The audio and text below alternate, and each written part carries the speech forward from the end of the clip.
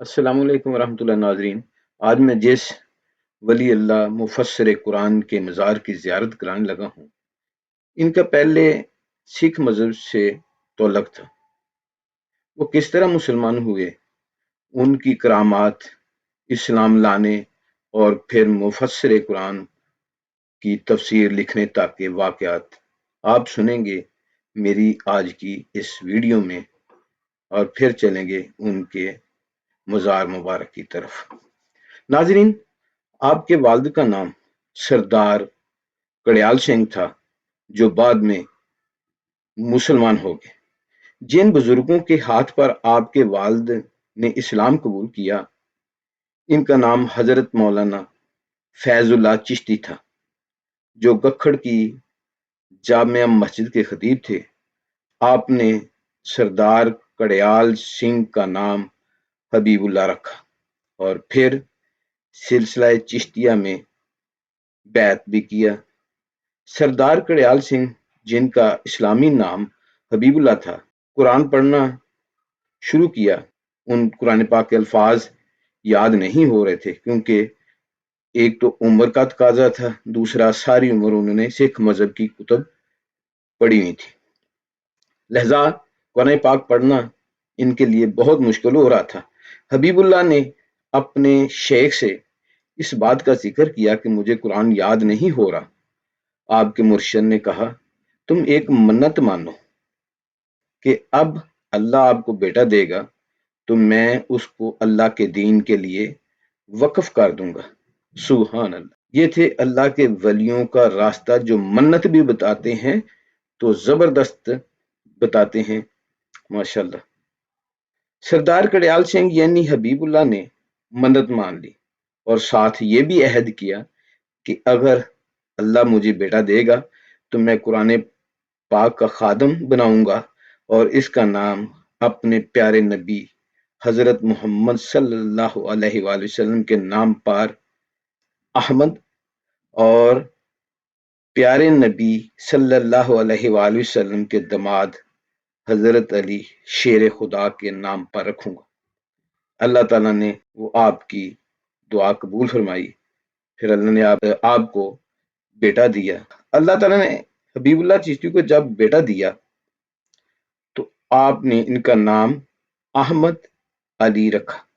ابھی آپ 6 سال کے تھے، آپ کے والد سردار کڑیال سنگھ یعنی حبیب اللہ وفات پا گئے۔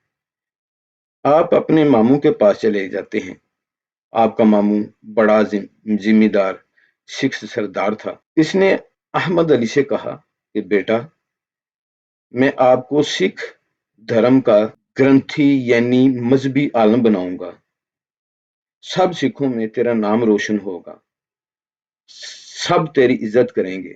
جب احمد علی نے اپنے ماموں کی یہ بات سنی تو اپنے ماموں کے گھر سے نکل کھڑے ہوئے، پھر کسی نہ کسی طرح اپنے چچا کے پاس پہنچ گئے، جن کا پرانا نام سردار بوٹا سنگھ تھا، اور اسلام قبول کرنے کے بعد بوٹا سنگھ سے عبید اللہ رکھ لیا، اور اپنے مرشد سے محبت کی وجہ سے آج دنیا آپ کو حضرت مولانا عبید اللہ سندھی رحمۃ اللہ علیہ کے نام سے پکارتی۔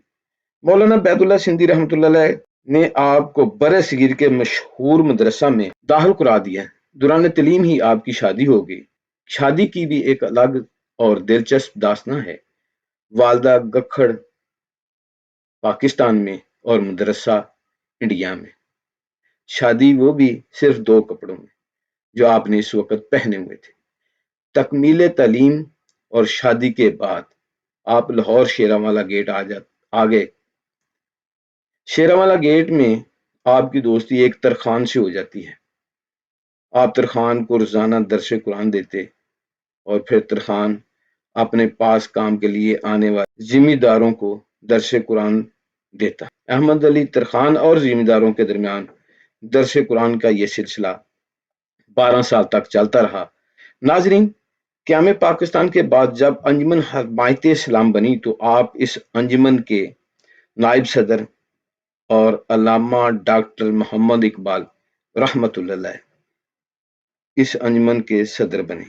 آپ کے تقوی और करामात की शोहरत सुनकर उकाड़ा से कुछ लोग आए। इन लोगों ने अल्लाह के इस वली का इम्तिहान लेने के लिए हलाल कमाई के नोटों को निशान लगाकर हराम कमाई के नोटों में मिक्स करके आपको नजराना पेश किया। आप रहमतुल्लाह अलैह ने हलाल की कमाई के और हराम की कमाई के नोट अलग अलग कर दिए और फरमाया, ये नोट हराम कमाई के हैं और ये नोट हलाल की कमाई के हैं। आपकी ये करामत देखकर वो लोग शर्मिंदा हुए और आप रहमतुल्लाह से अर्ज की, हजूर हमें अपना मरीद बना लें। आपने फरमाया, आज तुम मरीद होने के लिए नहीं आए बल्कि इम्तिहान लेने के लिए आए हो। आज तुम अपने शहरों वापस जाओ, मरीद होने के लिए फिर कभी आना। नाजरीन, आप सोचते होंगे इस अल्लाह के वली का नाम क्या था।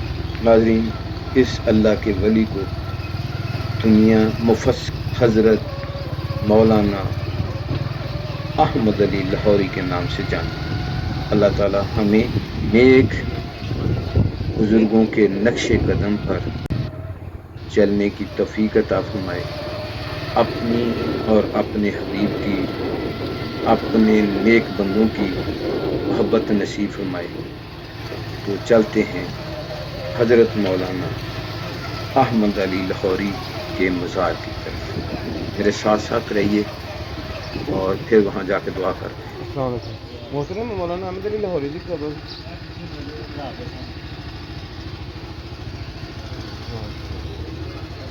तो नाज़रीन, ये निज़ामिया मस्जिद जामे है, तो इसके साथ ही बिल्कुल ये मौलाना अहमद अली लाहौरी रहमतुल्लाह अलैह, उनकी बीवी और उनके जो खलीफा थे उनकी कबूर हैं। तो दुआएं भी करेंगे इंशाअल्लाह।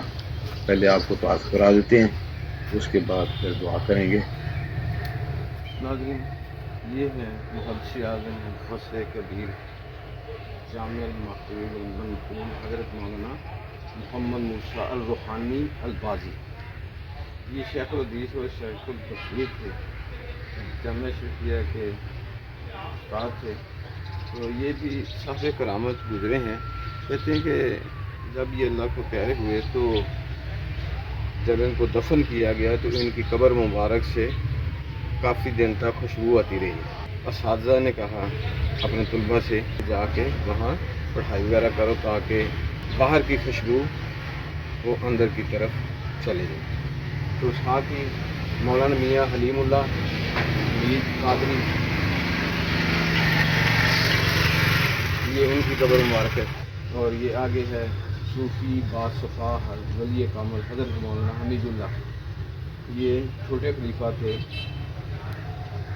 ये हज़रत मौलाना अहमद अली लाहौरी रहमतुल्लाह अलैह।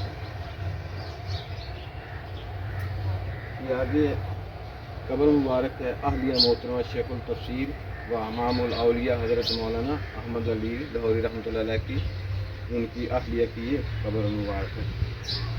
ये अहलिया की वो कब्र मुबारक है। आगे है सैयदुल आरिफीन मुजद्दिदीन व मिल्ला, ये हज़रत मौलाना अहमद अली लाहौरी खलीफा थे। कुतुबुल अफ्ताब हज़रत मौलाना ताज महमूद अमरोटी रहमतुल्लाह अलैह।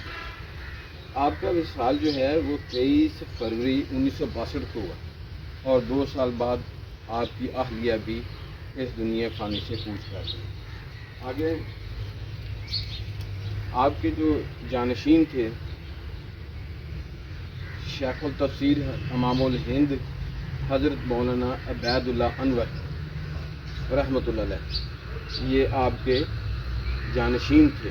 नाज़रीन, ये इनके मज़ार मुबारक हैं। अल्लाह पाक अपने हबीब सल्लल्लाहु अलैहि वसल्लम के सदक़े इन पर अपनी लातादाद रहमत नाज़िल फरमाए और रहती दुनिया तक जो है वो इनका नाम जो है वो रोशन रहेगा।